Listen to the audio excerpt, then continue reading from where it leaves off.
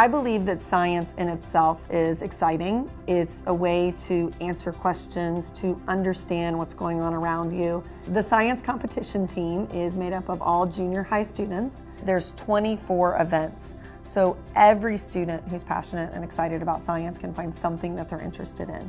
And it's things ranging from biological components to chemistry, where they're doing forensics and identifying chemicals. I love the hands-on component that gives the students the opportunity to build things and to test things and see how the world around them works. My personal favorites are water quality and herpetology.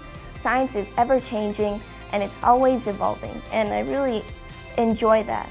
There's just so many questions and they have answers, but then those answers open up new questions and it just keeps going on forever. And there's really no limit to it and you can just explore everything.